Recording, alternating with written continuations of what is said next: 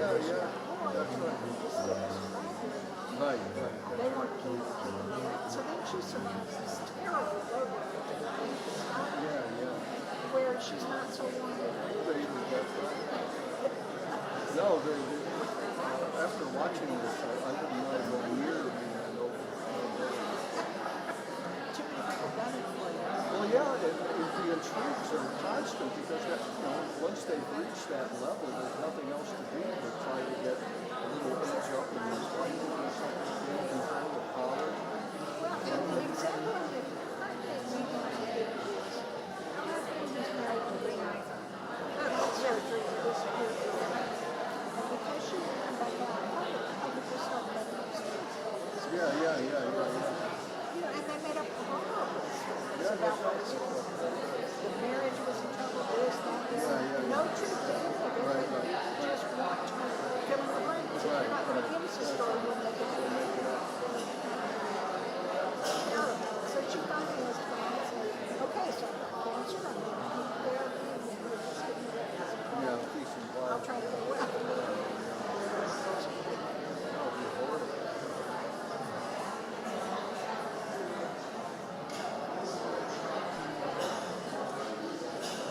I was doing one of my specialty areas is licensing and group kingship. So I'm always looking around for parents and government. And there's an Italian scholar who was writing about Hittites, the Anatorian kingdom in the second millennium BC. They more or less controlled everything from Iraq and like the Persian Empire, all the way across the western Turkey. And but the guy's comment was the king, the Hittite king was, and they had to conquer all these nations, so they were known as the land of 1,000 gods, because back then if you conquered a nation, you didn't destroy it. You made sure you assimilated their god because you thought this god may have power, right? You better be kind to it. So but that's how many kingdoms they conquered, the land of 1,000 gods. But in any case, he said that the Hittite king was always preoccupied with war, civil war. In other words, even though they're sending armies all over the place, his main preoccupation is what's going on in that valley. Who's trying to unseat me back there? Well, and how can I persuade these people to fight with me? Yeah, that's right.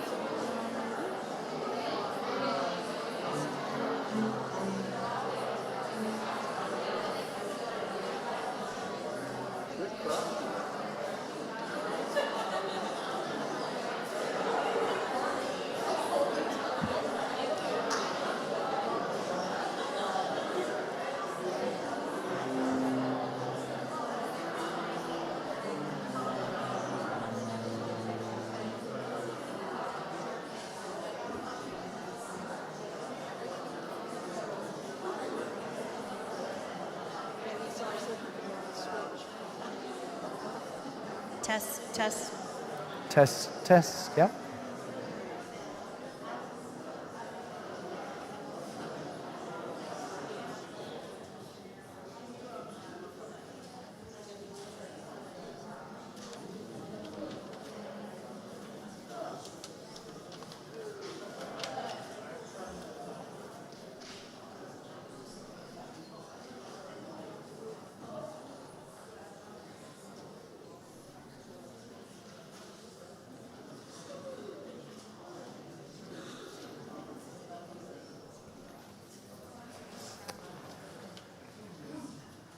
Good evening, everyone, and welcome to Shadow and Light, a journey to the cross. My name is Matt Stone, and I'm the rector here at Calvary, and we are very grateful that you have joined us this evening. To help guide us in our experience tonight, you've got a printed bulletin. The most important kind of interaction.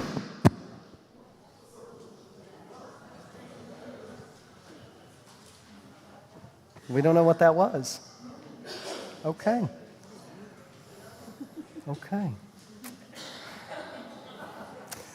Okay, so the most interactive part of the service tonight is the litany of confession, and the words that we'll invite you to say, if you would like, are in bold. Other than that, we've included the lyrics, the musical lyrics for you, if you would like to follow along, but the choir and ensemble and our special guests will lead us through the music this evening. We are receiving a Good Friday offering at the table in the back that will be given in its entirety tonight to the Episcopal Diocese of Jerusalem that cares for Israel, Palestine, the Middle East, including Iraq.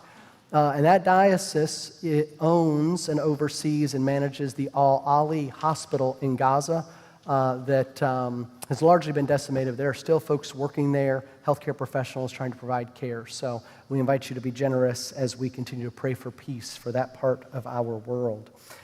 A couple to let you know about Easter Sunday. If you enjoyed tonight, the day after tomorrow is Easter Sunday. We'd invite you to join us. We have a 7:30 quiet service, no music, a 9 o'clock service featuring the ensemble, an 11:15 service featuring the choir, and at 10:15 we'll have an Easter egg hunt for the kids and an Easter potluck brunch. If you need restrooms this evening, our sanctuary is very beautiful, makes a great setting for an experience like this, but there is not indoor plumbing. The cornerstone was laid in 1881, so should you need restrooms, if you go out the back and then walk down the sidewalk, cross Alley A to our parish hall, then there'll be 2 brand new glass doors, so please note the doors. You'll open those doors, take 3 rights, and that'll lead you to a men's and women's room. You could take a left and get to 2 individual stalls. Finally, I just want to give a deep word of thanks to Dr. West, our Director of Music Ministries, to the choir, and to the ensemble. I asked them earlier when they started practicing this music, and they said right after Christmas. So this is a labor of love, and we are really pleased to share this journey with you tonight. Welcome.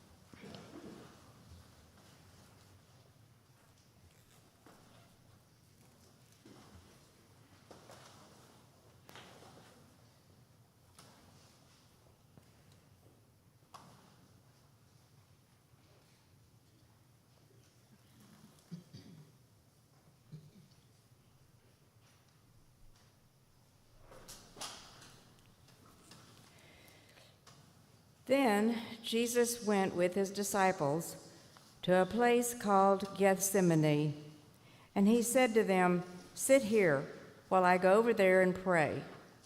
He took Peter and the two sons of Zebedee along with him, and he began to be sorrowful and troubled. Then he said to them, "My soul is overwhelmed with sorrow to the point of death. Stay here and keep watch with me." Going a little farther, he fell with his face to the ground and prayed, "My Father, if it is possible, may this cup be taken from me, yet not as I will, but as you will." Then he returned to his disciples and found them sleeping. "Couldn't you men keep watch with me for 1 hour?" he asked Peter. "Watch and pray so that you will not fall into temptation. The spirit is willing, but the flesh is weak." He went away a second time and prayed, "My Father, if it is not possible for this cup to be taken away unless I drink it, may your will be done." When he came back, he again found them sleeping because their eyes were heavy. So he left them and went away once more and prayed the third time, saying the same thing. Then he returned to the disciples and said to them, "Are you still sleeping and resting? Look, the hour has come, and the Son of Man is delivered into the hands of sinners."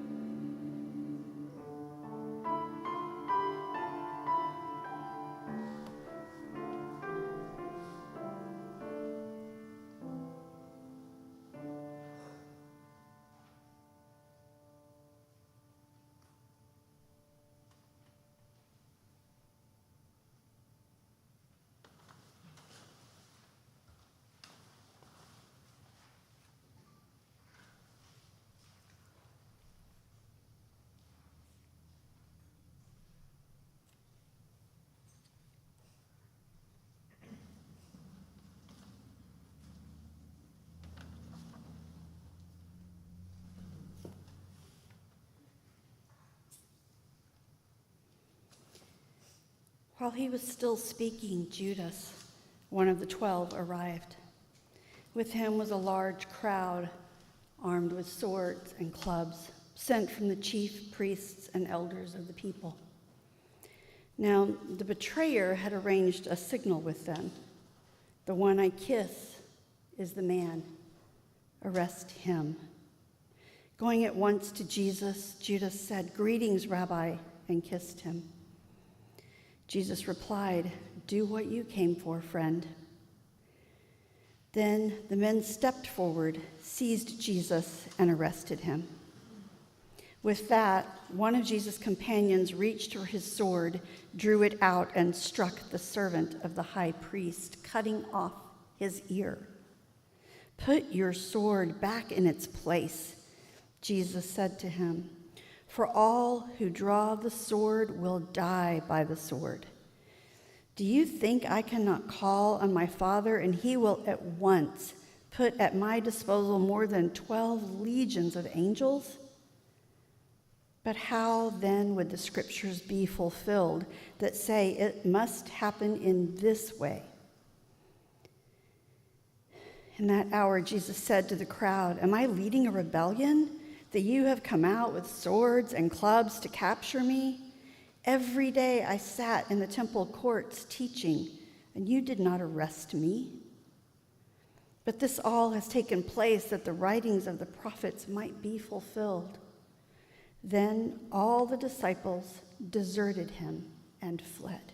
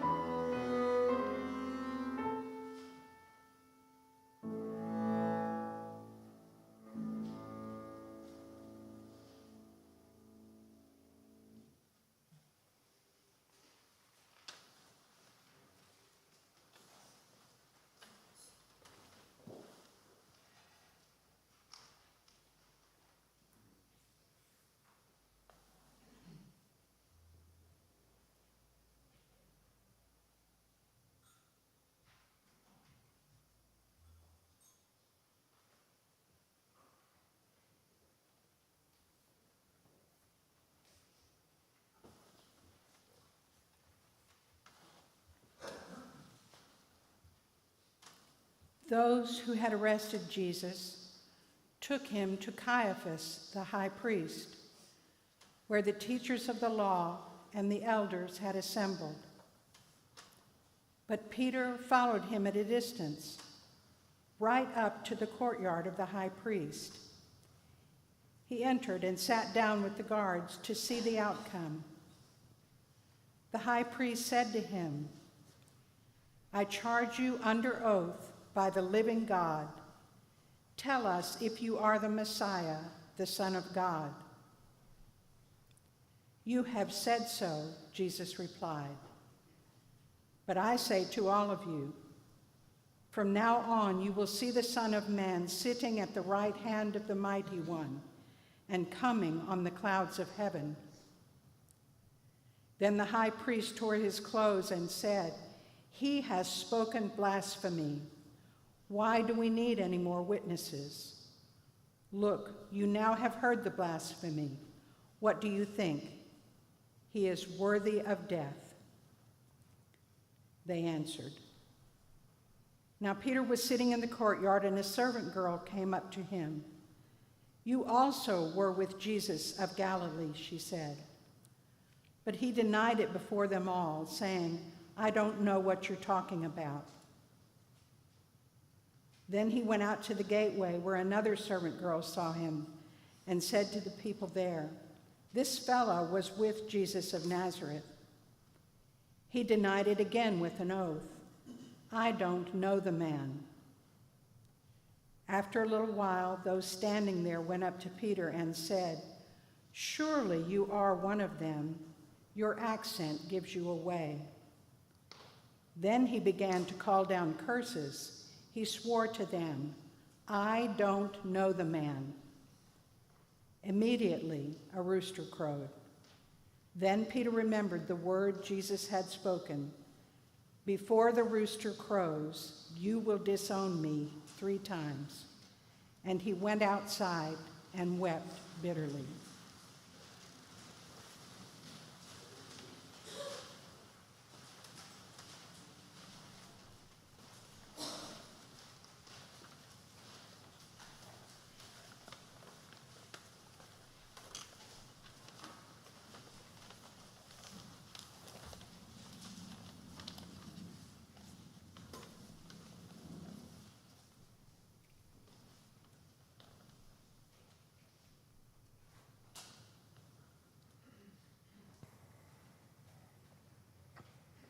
Please stand or kneel as you are able.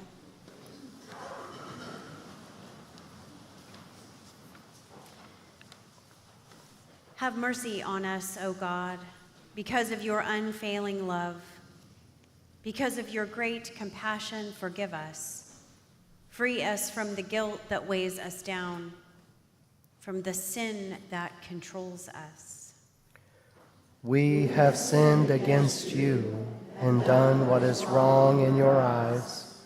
We are well aware of the wrong we do, the words we speak which wound, the unloving thoughts and actions which hurt others and ourselves.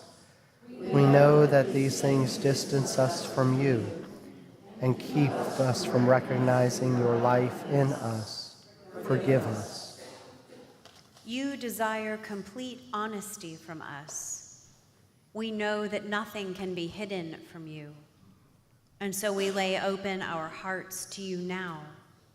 We lay before you those things for which we need your forgiveness, and those things from which we long to be free. Gracious God, enter our hearts. Teach us what it means to have you at the center of our lives. God, we need your mercy and forgiveness. Only you can make us whole again. Only you can fill us with lasting joy. Only you can transform our weakness to strength. O God, look no longer on our past mistakes, but on the aspirations of our hearts. Create in us clean hearts, O God, open and receptive to your Spirit. Create in us clean hearts, O God, washed clean from bitter thoughts, from shame, guilt, envy, and anger.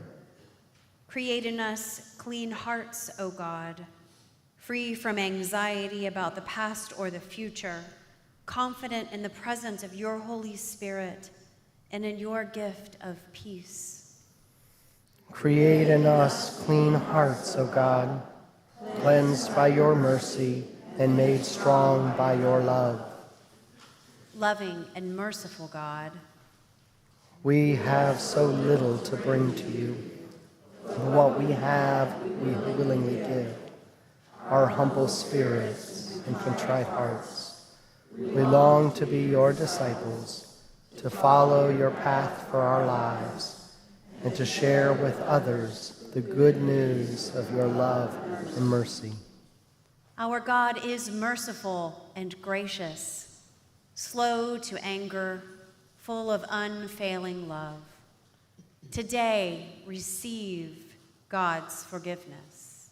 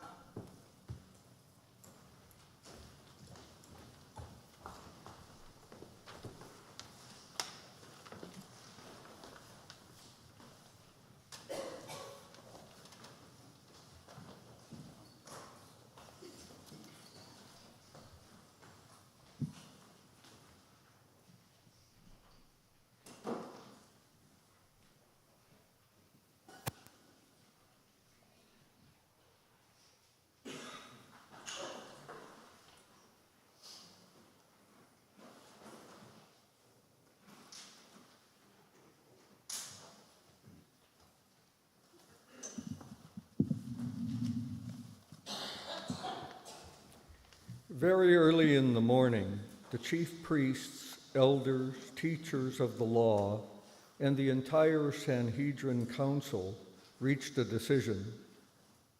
They bound Jesus, led him away, and handed him over to Pilate.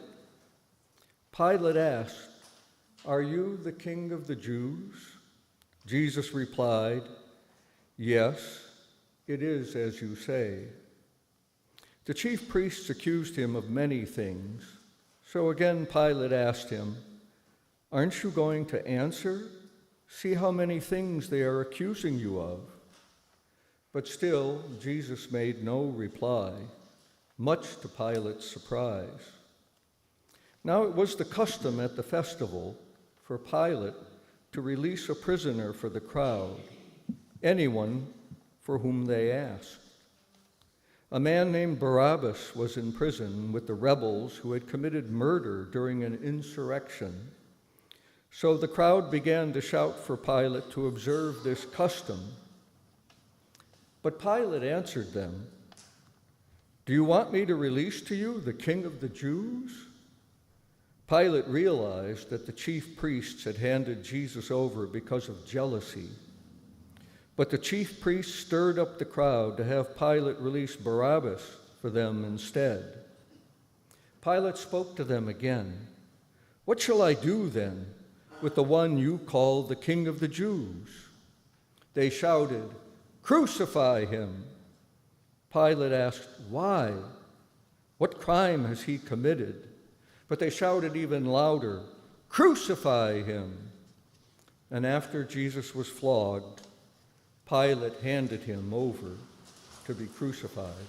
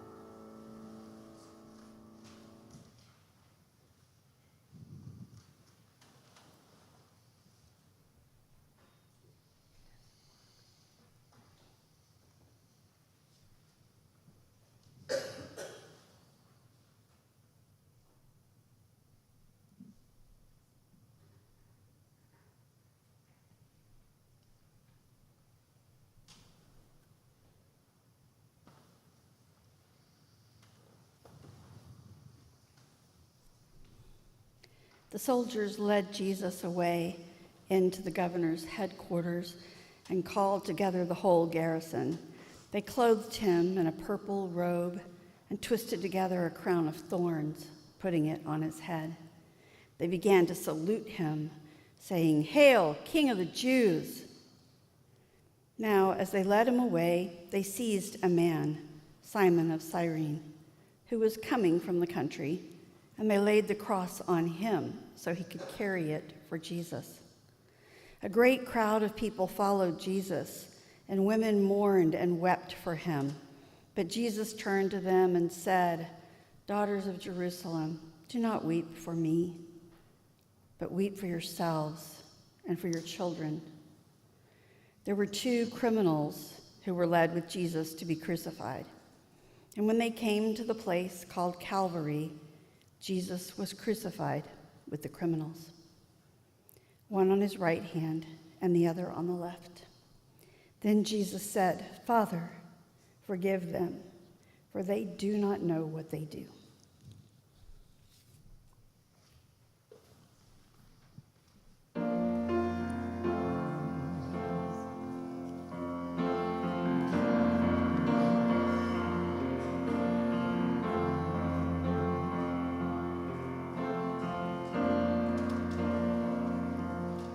Jesus walked this lonesome valley. He had to walk it by himself. Oh, nobody else could walk it for him. He had to walk it by himself.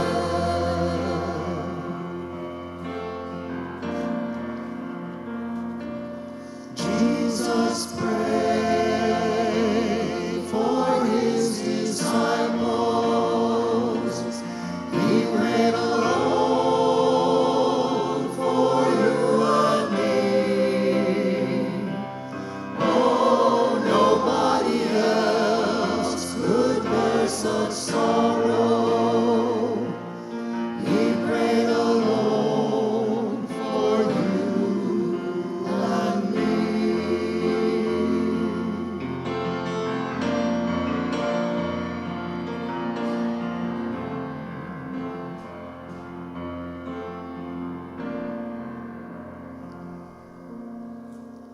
Jesus died on Calvary's mountain. He died alone for you and me. Oh, nobody else could die for sinners. He had to die for you and me.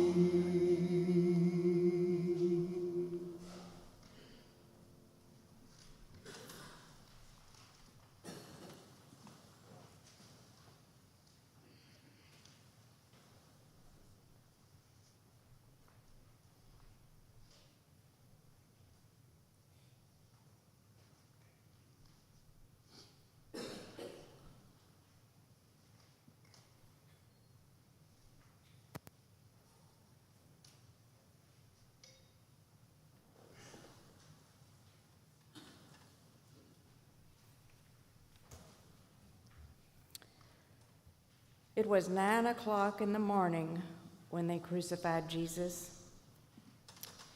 The inscription of the charge against him read, "The King of the Jews." Those who passed by shouted insults at him, shaking their heads and saying, "So, you who are going to destroy the temple and build it in 3 days, come down from that cross and save yourself." In the same way, the chief priests and scribes were also mocking him and saying, "He saved others, but he cannot save himself. Let this Christ, this King of Israel, come down now from the cross that we may see and believe." Even the robbers who were crucified with Jesus taunted him.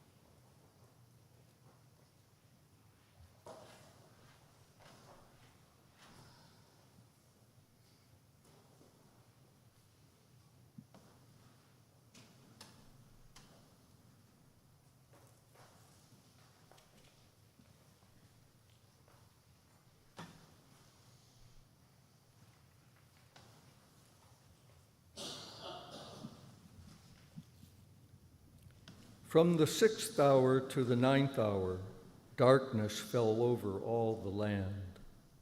About the 9th hour, Jesus cried out in a loud voice, my God, why have you forsaken me?" When some of those standing there heard this, they said, "This man is calling for Elijah." Immediately, one of them ran and got a sponge. He filled it with wine vinegar, put it on a stick, and offered it to Jesus to drink. But others said, "Leave him alone. Let's see if Elijah will come to save him." Then Jesus cried out again in a louder voice, saying, "Father, into your hands I commit my spirit." Having said this, he breathed his last. At that moment, the curtain of the temple was torn in two from top to bottom. The earth shook and the rocks split. The tombs broke open, and the bodies of many holy people who had died were raised to life. When the centurion who was guarding Jesus saw the earthquake and all that had happened, he praised God and said, "Surely this was the Son of God."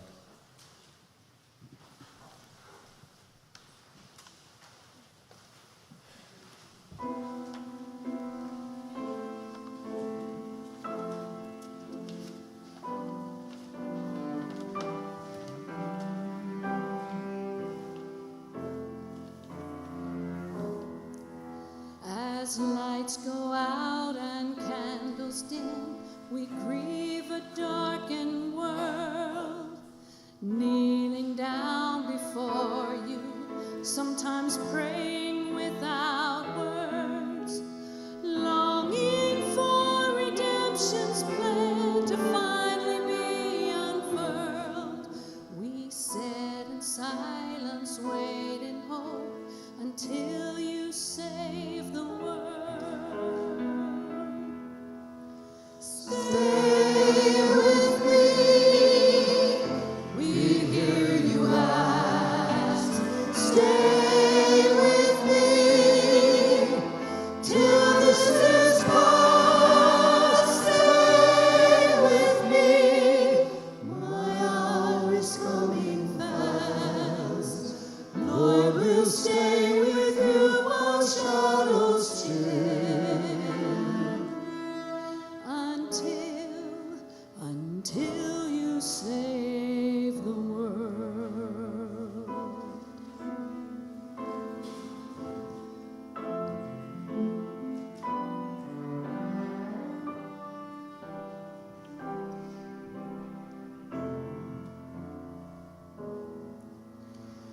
As lights go out and candles dim, we recognize our part. The chilly darkness in the world comes from our darkened hearts. We long for light and heaven's warmth, for music to be heard. But we sit in silence, wait in hope until you save the world. Stay with me, we hear you ask. Stay with me till this is past. Stay with me, my hour is coming fast. Lord, we'll stay with you while shadows chill, until you save the world.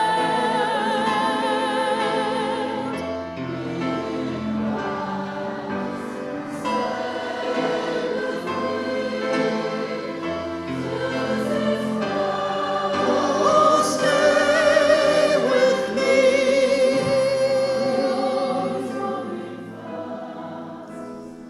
Lord, we'll stay with you while shadows chill,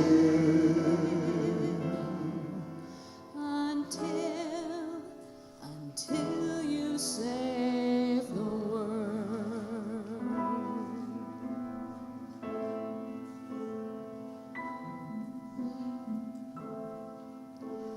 As lights go out and candles dim, with tears our visions blur, we sit in silence, wait in hope until you say the world.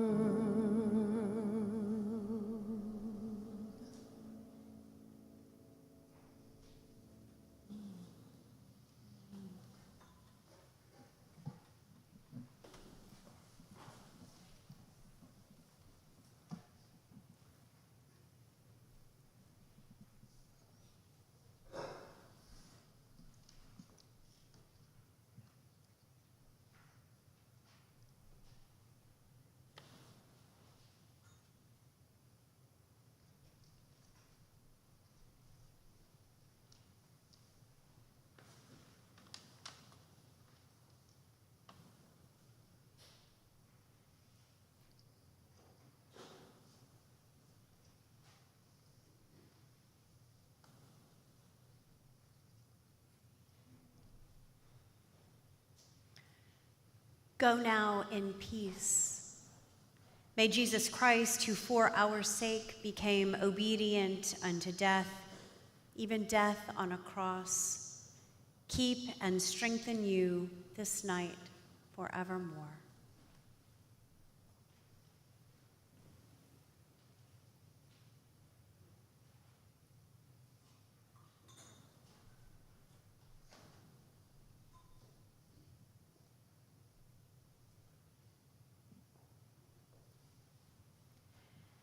Let us pray in the words Jesus taught us. Our Father, who art in heaven, hallowed be thy name. Thy kingdom come, thy will be done, on earth as it is in heaven. Give us this day our daily bread, and forgive us our trespasses, as we forgive those who trespass against us. And lead us not into temptation, but deliver us from evil. For thine is the kingdom, and the power, and the glory, forever and ever. Amen.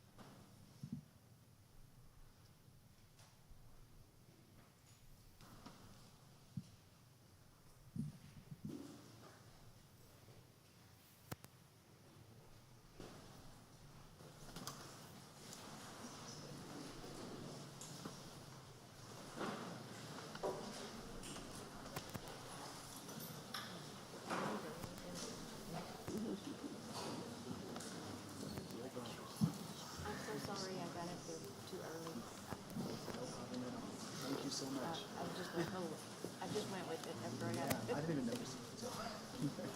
Wonderful.